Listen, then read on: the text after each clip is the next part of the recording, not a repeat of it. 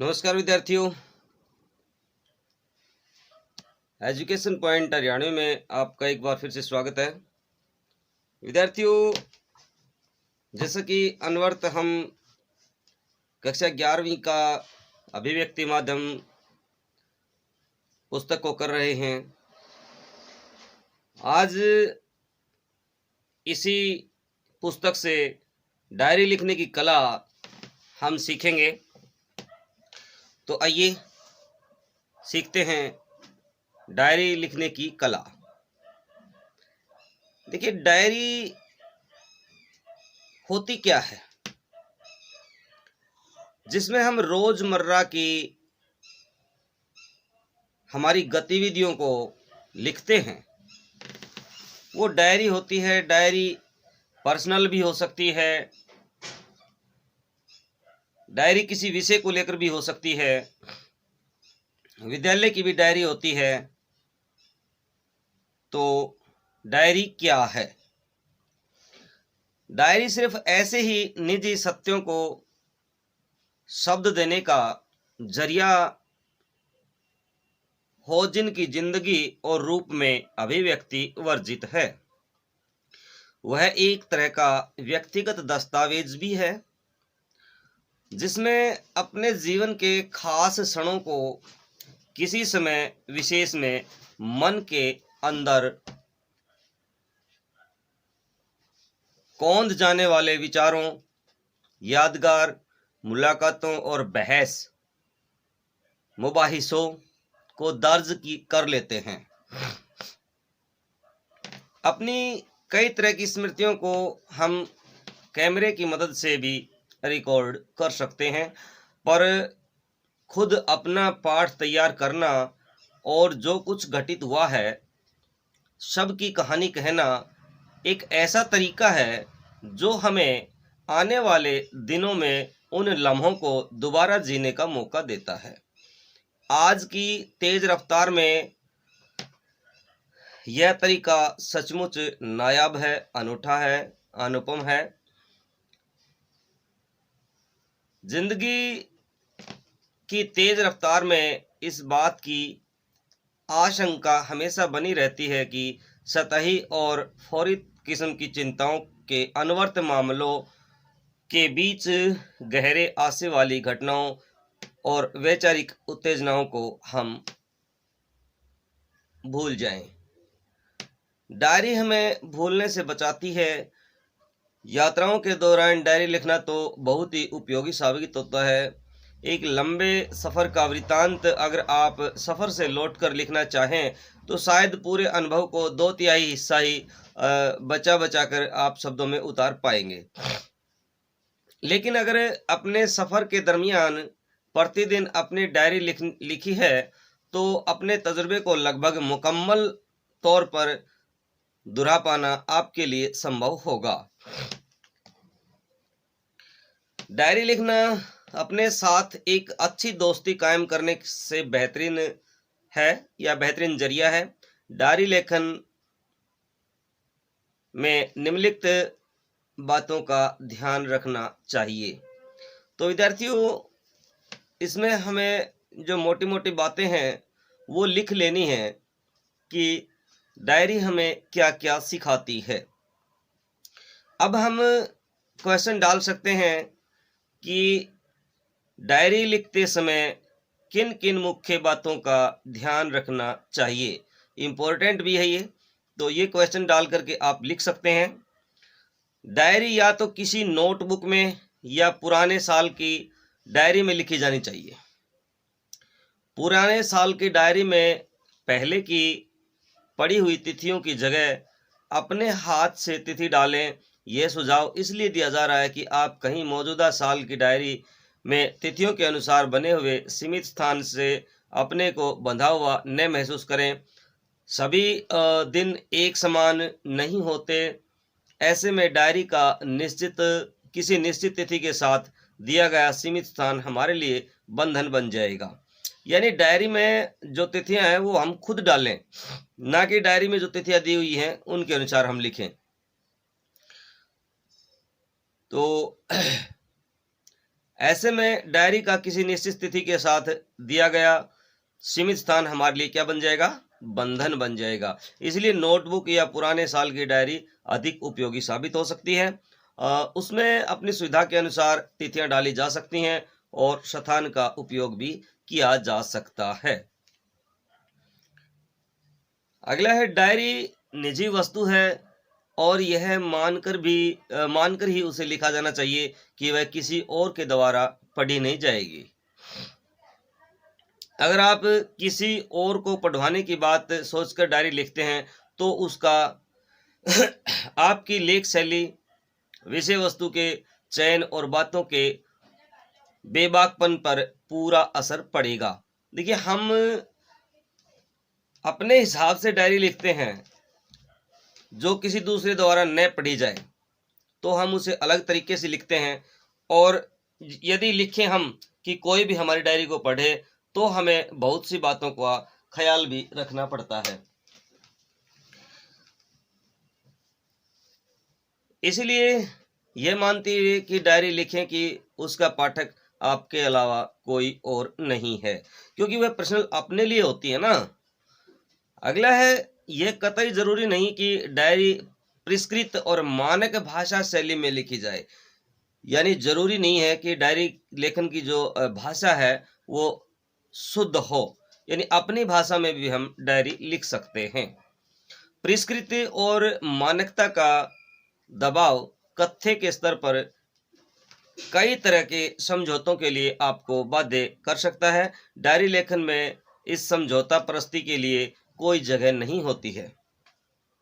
Diary का डायरीपन इसी में है कि आप जो कुछ दर्ज करना चाहते हैं और जिस तरीके से शुद्ध करना चाहते हैं करें, दर्ज करना चाहते हैं करें। इस सिलसिले में भाषाई शुद्धता कितनी बरकरार रहती है और शैली सौंदर्य कितना सद पाता है, इसकी चिंता हमें बिल्कुल नहीं करनी चाहिए। आपके अंदर के स्वाभाविक वेग से शैली जो रूप ग्रहण करती है वही डायरी की उचित शैली है। अगला है, आखिरी पर बहुत अहम बात यह है कि डायरी नितांत निजी स्तर की घटनाओं और भावनाओं का लेखा जोखा होने के साथ साथ आपके मन के आईने में आपके दौर का अक्स भी है। वह अपने जिन अनुभवों को वहां दर्ज करते हैं उनमें आपकी नज़र से देखा परखा गया समकालीन इतिहास किसी न किसी मात्रा में मौजूद रहता है। डायरी लिखते हुए अगर यह बात हमारे बीच में रहे तो अपने काम के महत्व को लेकर हम अधिक आश्वस्त हो सकते हैं। विद्यार्थियों, मैं यहाँ चर्चा करना चाहूँगा आपके सामने कि जब मैं बीएड कर रहा था 2007 के 7 में ही, तो हमारा कॉलेज टूर गया था और उस टूर में मैंने अपनी पर्सनल डायरी लिखी थी। तो जैसे ही हम अपने कॉलेज से शुरू हुए और जिस तरह से हम लास्ट गंतव्य स्थान तक गए, वहाँ तक का मैंने रास्ते का सब कुछ डायरी में नोट किया और वहाँ पर हमने क्या क्या देखा, किस किस तरह से देखा, हमारे कौन कौन गुरुजन हमारे साथ थे, किसने हमारी ज़्यादा मदद की। तो कहने का मतलब हमने अक्षरंश तथ्य उसमें डाले। तो डायरी में यही होता है, आप अपने अनुसार अपने हिसाब से अपने तथ्य उसमें डाल सकते हैं, और यदि हम चाहें कि बाद में लिख लेंगे तो बाद में ऐसा नहीं हो सकता है। तो ये मैंने आपको बताया डायरी के बारे में। तो इसमें से आप लिखना चाहें तो मुख्य मुख्य चीज़ें जो है ना आप लिख सकते हैं कि डायरी लिखते समय हमें कौन कौन सी बातों का ख्याल रखना चाहिए। अभी हम प्रश्नों के हिसाब से बात करेंगे। निम्नलिखित में से 3 अवसरों की डायरियां लिखिए। आज आपने पहली बार नाटक में भाग लिया तो उसका आपको डायरी लिखना है। प्रिय मित्र से झगड़ा हो गया तो आप डायरी लिख सकते हैं। परीक्षा में आपको सर्वोत्तम अंक मिले, आप डायरी लिख सकते हैं। परीक्षा में आप अनुत्तीर्ण हो गए, सड़क पर रोता हुआ 10 वर्षीय बच्चा मिला, कोई ऐसा दिन आप जिसकी आप डायरी लिखना चाहते हैं। तो भाई एक उत्तर हम एक डायरी आपके सामने हम लिख करके दिखाते हैं। देखिए, दिनांक 20 जनवरी 2016, आज का दिन मेरे लिए बहुत ही प्रसन्नता एवं उपलब्धि का है। मैं किसी नाटक में अभिनय करना चाहता था, आज मेरी यही इच्छा पूरी हुई। इस अवसर अधिकार का रक्षक शीर्षक नाटक रंगमंच पर प्रस्तुत किया गया। यह नाटक वर्तमान समय के राजनीतिक नेताओं के दोहरे चरित्र का पर्दाफाश करता है। इसमें संपादक बना जो नेता के समक्ष कार्य की अधिकता का बोझ यानी चुनाव के दौरान उठाने में असमर्थता व्यक्त करता है। इसमें मुझे अपनी दीनता का अभिनय करना था। मैं स्वयं को दीनहीन, साधहीन संपादक ही अनुभव कर रहा था। नाटक की समाप्ति पर मुझे भरपूर प्रशंसा मिली। तो ये एक डायरी लिखी। इसी तरह से यदि हम दूसरी डायरी लिखना चाहें तो 2 फरवरी 2017, मेरा मोहन मेरा प्रिय मित्र है। आज मेरा उसी से झगड़ा हो गया। वह मेरे हर निर्णय का विरोध करने लगा। मैं उसके परिवर्तित व्यवहार का कारण नहीं जान सका हूँ। इस झगड़े से मैं दुखी हूँ। तो थोड़े थोड़े शब्दों में आप डायरी लिख सकते हैं। इसी तरह से 27 मार्च 2017, आज मुझे पता चला कि मुझे सर्वोत्तम अंक मिले हैं, तो मेरी खुशी का ठिकाना नहीं रहा। मुझे सर्वोत्तम अंक पाने की कल्पना तक नहीं थी। अतः मुझे हर्ष मिश्रित आश्चर्य की सुखद अनुभूति हुई। मेरे मित्रों के बधाई फोन लगातार आ रहे हैं। तो विद्यार्थियों, आप इस तरह से अपनी डायरियां लिख सकते हैं। तो आपको सारा मैं नहीं पढ़ाऊंगा। आप कुछ डायरियां स्वयं भी लिख करके देखें और लिखने का प्रयास करें। हम बढ़ेंगे अगले प्रश्न की तरफ। ये हम छोड़ देते हैं, इस प्रश्न को ज़्यादा इम्पोर्टेंट नहीं है। अब हम पढ़ेंगे डायरी लिखने की कला के बारे में, थोड़ा सा शॉर्ट रूप में, जिसको आप एग्जाम में आसानी से लिख सकते हैं। तो इसमें आप छोटे छोटे टॉपिक बना करके डायरी क्या है ये क्वेश्चन बना करके लिख सकते हैं। डायरी एक मोटी जिल्द वाली नोटबुक होती है जिसके पन्नों पर साल के 365 दिनों की तिथियां क्रम से सजी हुई होती हैं और हर पृष्ठ पर खाली जगह छुट्टी होती है, जिसे हम सूचनाओं या निजी बातों को दर्ज करने के लिए करते हैं। डायरी एक व्यक्तिगत दस्तावेज है जिसमें हम अपने जीवन के कुछ विशेष क्षणों में घटित अनुभवों, विचारों, घटनाओं, मुलाकातों आदि का विवरण लिखते हैं। नंबर 3, डायरी लेखक नितांत निजी स्तर पर घटित घटनाओं और उससे संबंधित बौद्धिक, भावनात्मक समस्त प्रतिक्रियाओं का लेखा जोखा है। जिस बात को हम दुनिया में किसी और व्यक्ति के सामने नहीं कह सकते, उन्हें डायरी में लिखते हैं। अगला है, डायरी लेखन में हम खुद को बेहतर तरीके से समझ पाते हैं तथा अपने अंदर आजमाने के में अनजाने में जमा हो रहे भार से मुक्त होते हैं। इससे हमें अपने गुणों और अवगुणों का ज्ञान होता है जो हमारी कमियों को दूर करने में सहायक होता है। नंबर 5, डायरी लेखन हमें अपने अंतरंग के साथ साक्षात्कार करने का अवसर प्रदान करता है। डायरी के माध्यम से हम अपने अतीत का स्मरण भी कर सकते हैं। नंबर 6, डायरी लिखते समय कुछ बातों का ध्यान रखना आवश्यक है। जैसे पीछे हमने वैसे पढ़ा था फॉर्मली तौर पे, तो इसमें आप क्वेश्चन यहाँ डाल सकते हैं कि डायरी लिखने के लिए क्या आवश्यक है, कौन सी बातें आवश्यक हैं। तो डायरी लिखना अपने साथ एक अच्छी दोस्ती कायम करने से का बेहतरीन जरिया है। डायरी या तो किसी नोटबुक में या पुराने साल की डायरी में लिखी जानी चाहिए। पुराने साल की डायरी में पहले की छपी हुई तिथियों की जगह अपने हाथ से तिथियां डालनी चाहिए। अब मैं आपको कुछ ऐसी प्रसिद्ध डायरियां बताता हूं और उनके लेखकों के नाम बताता हूं। तो एक अगला क्वेश्चन आप डाल सकते हैं, कुछ प्रसिद्ध डायरियां और उनके लेखकों के नाम। तो विद्यार्थियों, the diary of young girls, ये है ना भाई, एनी फ्रैंक की डायरी है। एनी की डायरी बहुत मशहूर है। आपने 10th में पढ़ी होगी एक लेसन के रूप में, और 12th में ये बहुत बड़े रूप में भी है। एक साहित्यकार की डायरी, गजानन माधव मुक्तिबोध, पैरों में पंख बांध करके, राम वृक्ष बेनीपुरी, रूस में 25 मास, राहुल सांस्कृतायन, या सुदूर दक्षिण पूर्व, ये सेठ गोविंद दास की डायरी है, और हरी घाटी डॉक्टर रघुवंश। ये कुछ व्यक्तियों की डायरियां भी मैंने आपको बताई, इनको भी आप राइट डाउन कर लें तो अच्छा होगा। ये क्वेश्चन वैसे आ चुका है, डायरी के बारे में हमने बार बार पढ़ लिया है, तो इसको लिखने की जरूरत नहीं है, केवल हम इसको पढ़ते हैं। डायरी लेखन व्यक्ति के द्वारा अपने अनुभवों, सोच और भावनाओं को लिखित रूप में अंकित करके बनाया गया एक संग्रह है।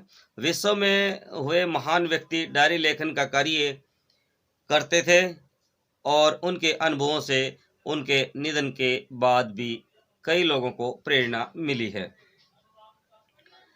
डायरी गद्य साहित्य की एक प्रमुख विधा है। इसमें लेखक आत्म साक्षात्कार करता है, वह अपने आप से संप्रेषण की स्थिति में होता है। डायरी क्या है? वैसे आपने पीछे क्वेश्चन पढ़ लिया है, लिख भी लिया होगा। तो डायरी अर्थात जो प्रतिदिन लिखी जाए, हर दिन की विशेष घटनाएं, प्रिय अथवा अप्रिय, जिन्होंने भी मन पर प्रभाव छोड़ा हो, डायरी लिखी जाती है। डायरी कैसे लिखें?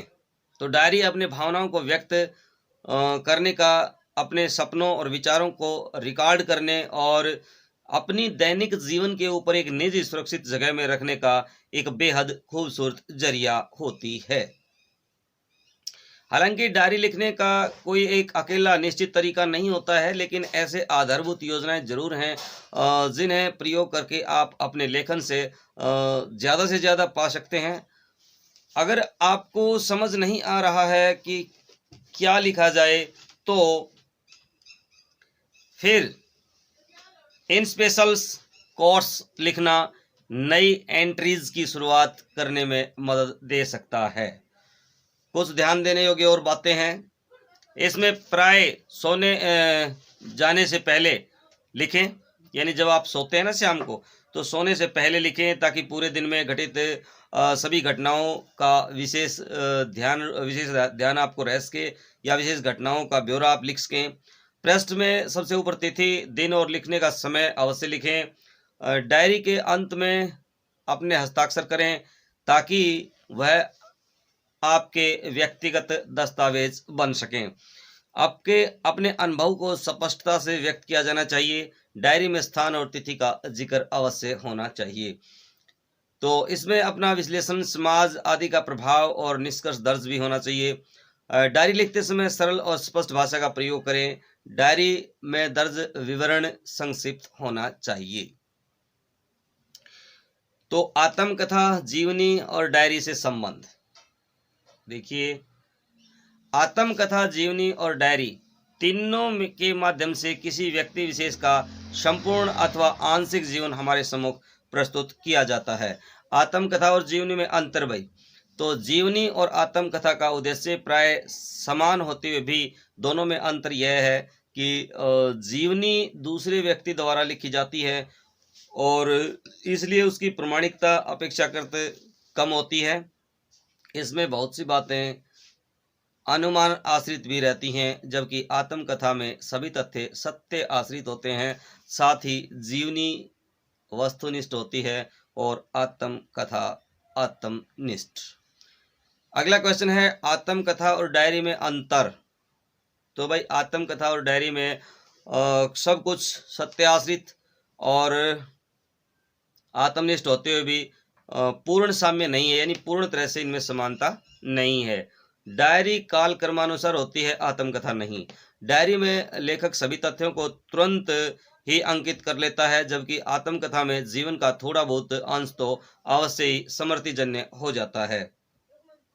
इसके अतिरिक्त डायरी में सदैव ताजा अनुभव ही निबद्ध रहते हैं, जबकि आत्मकथा में ताजा अनुभवों को नहीं, अपितु रचना काल तक हुए सभी अनुभवों को एक माला में विपरीत प्रस्तुत किया जा सकता है। भाई हिंदी में बनारसीदास जैन की पदबद्ध आत्मकथा। तो आत्मकथा देखिए कैसे होती हैं। अर्धकथानक 1941 पहली आत्मकथा स्वीकार की जाती है, परंतु गद्य में भवानी दयाल सन्यासी कृत प्रवासी की आत्मकथा इस विधा की पहली महत्वपूर्ण कृति मानी जाती है।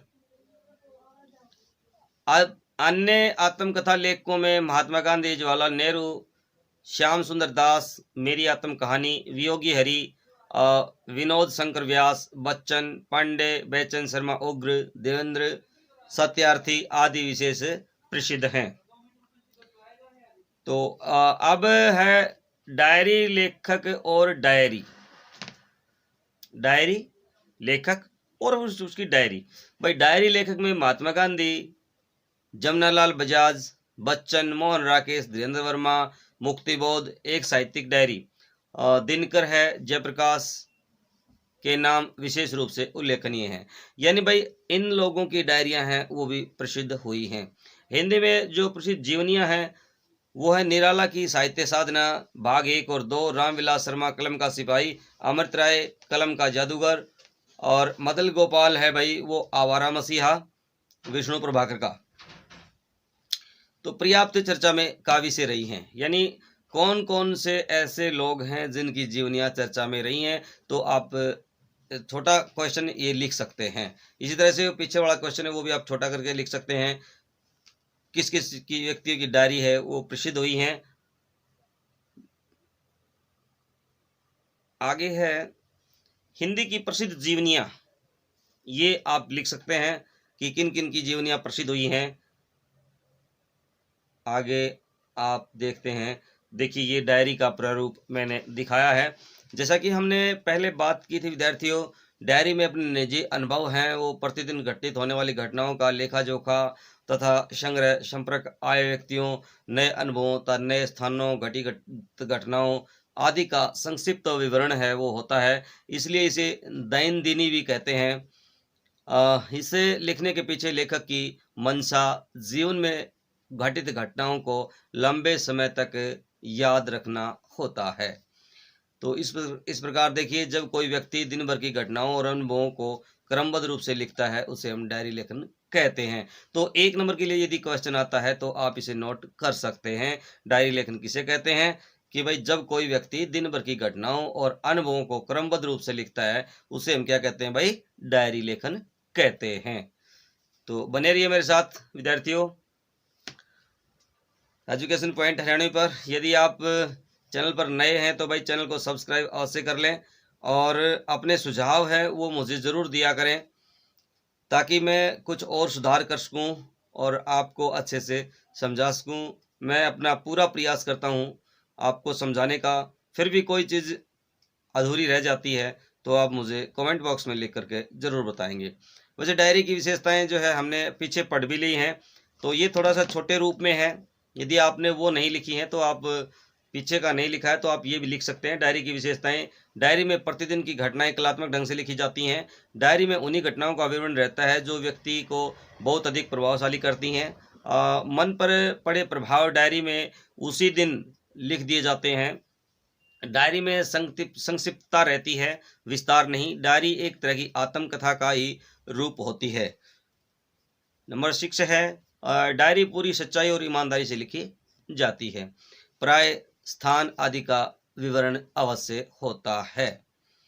तो भाई यहाँ डायरी के जो उदाहरण है वो हमने पीछे देख लिए हैं। अब मैं दोबारा आपका समय वो खराब नहीं करूंगा बिल्कुल भी। अब है महत्व, ये क्वेश्चन है डायरी लेखन का महत्व क्या है। तो भाई आपके तनाव चिंता को दूर करने में मदद करता है और आपको एक शांतिपूर्ण दिमाग रखने की अनुमति देता है। अपने अधिकार के भीतर एक व्यक्तिगत डायरी का स्वामित्व एक उत्कृष्ट संकेतक है जो आप अपने जीवन को बहुत अधिक महत्व देते हैं और अपने रोजमर्रा के जीवन के क्षणों को संजोते हैं। बेशक आप कुछ भी लिख सकते हैं, जैसे पृष्ठ में सबसे ऊपर तिथि, दिन और लिखने का समय अवश्य लिखें। इसे प्राय सोने जाने से पहले लिखें ताकि पूरे दिन की घटित सभी विशेष घटनाओं को लिख सकें। डायरी के अंत में अपने हस्ताक्षर करें ताकि वह आपके व्यक्तिगत दस्तावेज बन सकें। डायरी लिखते समय सरल स्पष्ट भाषा का प्रयोग करें। ये वैसे हमने पीछे पढ़ भी लिया है, तो इस तरह से हम दोबारा इसको नहीं पढ़ेंगे। अब आप पढ़ेंगे डायरी के उद्देश्य क्या हैं।